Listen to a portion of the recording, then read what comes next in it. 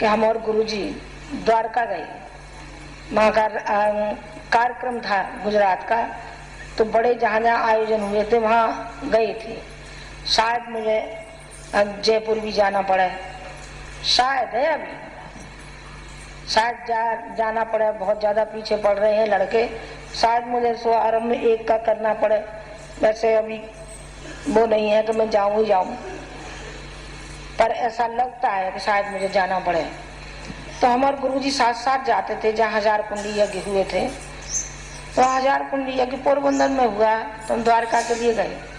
द्वारका के लिए गए तो कई गाड़ियां साथ में जा रही थी, तो उनमें से जब हम निकले वो 2 माला लिए खड़े, एक गुरुजी के लिए एक मेरे लिए।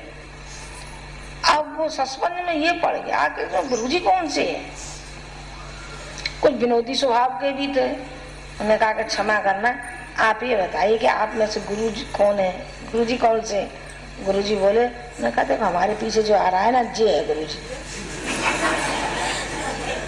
उसके थी हमारे रमेश चंद्र की लंबी लंबी दाढ़ी, बहुत जबरदस्त, और उसके लग रहा तिलक। उन्होंने कहा कि जय गुरुजी हैं। हम तो भाई चेला है इनके। अब वो बेचारा शर्म के मारे पानी पानी हो गया और गुरुजी के पाँव पकड़ लिए। उन्होंने कहा कि देख गुरुजी हम नहीं है, गुरुजी ये है।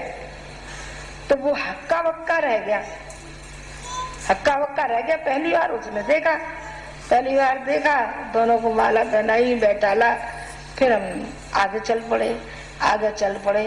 सादा जीवन उच्च विचार, सादा जीवन उच्च विचार, सादा जीवन उच्च विचार। हमें चमक दमक नहीं दिखानी है, हमको दूसरों की लग्जरी ये नहीं करना है कि दूसरे जिस लग्जरी में रहते हैं हमें भी उस लग्जरी में रहना चाहिए। हमें भी दिखावटी जीवन जीना चाहिए। क्यों? दिखावटी जीवन का कोई प्रभाव नहीं पड़ता। ऐसे सैकड़ों हजारों पड़ते हैं जो बनावटी जीवन वाले हैं, पर उनके जीवन में जाओ तो ऐसी दुर्गंध आती है कि बस नाक को दबा लो। ऐसी कृत्रिमता से क्या फायदा? जैसे है वैसे है जो सामने है जो सामने वो ज्यादा जीवन अच्छा रहता है।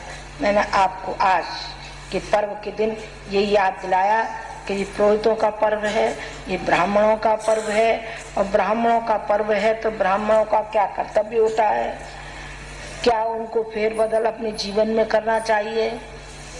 जो रोज का ढर्रा है उस ढर्रे से अलग जीवन जीना चाहिए।